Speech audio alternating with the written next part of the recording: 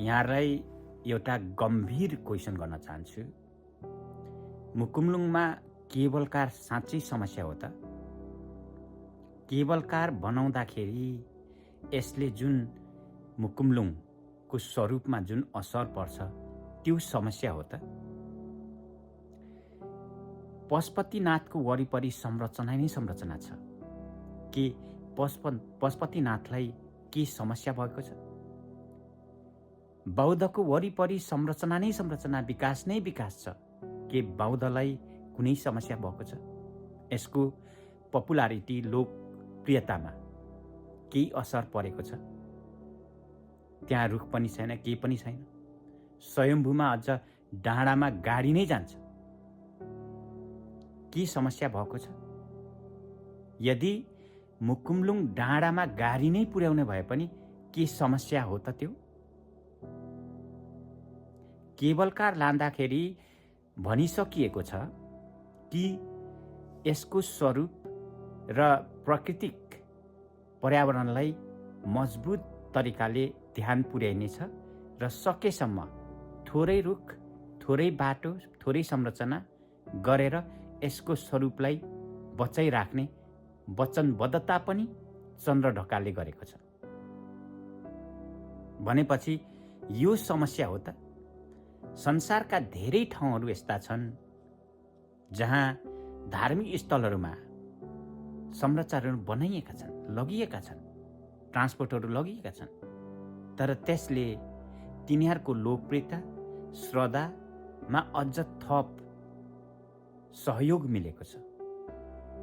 त्यसले गर्दाखेरि मलाई के लाग्छ भने केबल कार मुकुमलुङमा जाँदाखेरि यसले त्यत्रो ठुलो असर पर्छ जुन एउटा पर्यावरणमा अभियस रूपमा देखिने असर पर्छ जस्तो मलाई लाग्दैन। किनभने अरू धेरै ठाउँहरूमा यो अभ्यास गरिसकिएको छ। त्यसले गर्दाखेरि त्यहाँ केबल कार जाँदा पर्यावरणलाई असर पर्ने हुन्छ थोरै, तर त्यो ठुलो समस्या हो जस्तो लाग्दैन मलाई। अब अर्को, के विकास हुनु र नहुनुमा समस्या हो त? यो सबैलाई थाहा छ। केबल कार जाँदैमा त्यत्रो ठुलो विकास हुने र केबल कार नजाँदैमा विकासै नहुने भन्ने पनि होइन। यो कुरामा पनि तपाईँ हामी सबै नै एउटा समझदारीमा आएको छौँ, अथवा मेजोरिटी जनताले यसलाई ठुलो विकासको रूपमा पनि लिएको छैन र यो नजाँदाखेरि ताप्लेजुङमा विकासै नहुने भन्ने पनि होइन। भनेपछि पर्यावरण पनि ठुलो समस्या होइन, विकास पनि ठुलो समस्या होइन। के चन्द्र ढकाल व्यापारी भएकोले ठुलो समस्या भएको हो? मलाई त्यस्तो लाग्दैन। किनभने ऊ त व्यापारी हो, उसले जहाँ फाइदा देख्छ र तपाईँ र म पनि चन्द्र ढकालको ठाउँमा बसेर हेर्ने भने तपाईँ र मैले पनि जहाँ सम्भावना देखिन्छ त्यहाँ नै हामीले लगानी गरिन्छ। उहाँले पनि त्यही गर्नुभयो र उहाँलाई यो पनि सायद राम्रो जानकारी थियो कि त्यो एउटा मुन्धुमी स्थल हुनाले कुनै रोकटोक आउँछ। त्यसैले उहाँले सुरुदेखि नै सरकारलाई आफ्नो हातमा लिएको अवस्था छ। अब सरकारलाई आफ्नो हातमा नलिएको भए सायद यतिसम्म काम पनि गर्न सक्नुहुन्न थियो। त्यसले गर्दाखेरि अब एउटा बिजनेस पर्सपेक्टिभबाट हेर्दाखेरि पनि सम्भावना बोकेको हुनाले उहाँले त्यो गर्नुभयो। यसलाई पनि यदि हामी भए पनि सायद चन्द्र ढकाल जस्तो नै गर्थ्यौँ। अब मैले यसलाई पनि समस्याको रूपमा लिएको छुइनँ। अब समस्या एमाले हो त? केपी शर्मा ओली हो त?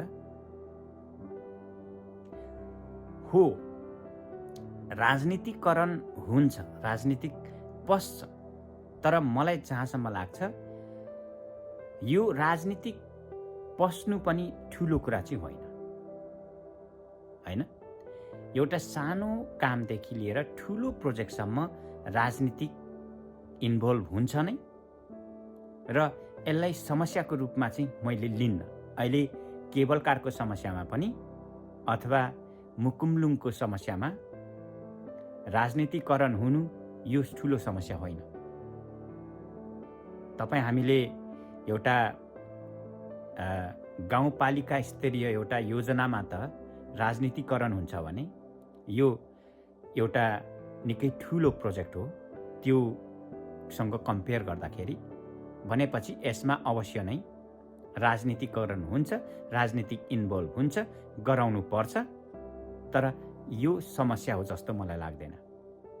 भनेपछि आज मैले विशेष गरेर मेन समस्या के हो त्यो खोतल्ने प्रयास गरिराखेको छु। तपाईलाई के लाग्छ? मैले के भने राजनीति पनि यहाँ समस्या चाहिँ होइन, समस्या हो तर ठुलो समस्या होइन। यसले असर पार्ने मुकुमलुङको जुन स्वरूपमा असर पार्छ त्यो पनि ठुलो समस्या होइन भने मैले। र बिजनेस हो यो, होइन? चन्द्र ढकालको बिजनेस हो। उसले सरकारलाई आफ्नो आडमा लिएर उसले बिजनेस गर्न खोज्दैछ, यो पनि ठुलो समस्या होइन। अथवा मुकुमलुङको प्रमुख समस्या होइन भनिराखेको छु। र अर्को कुरा विकास र अविकास। अब केबल कार जाँदाखेरि विकास हुने र केबल कार नजाँदाखेरि विकास नहुने यो पनि प्रमुख समस्या होइन भनिराखेको छु। अब यो प्रश्न सोध्न चाहन्छु, तपाईको विचारमा मुकुमलुङमा अहिले भएको सबैभन्दा प्रमुख समस्या चाहिँ के हो? यो चाहिँ हामीले बुझ्न जरुरी छ र हामीले यो प्रमुख समस्या पत्ता लगायौं भने यो समस्याको समाधान पनि हामीले पत्ता लगाउन सक्छौं।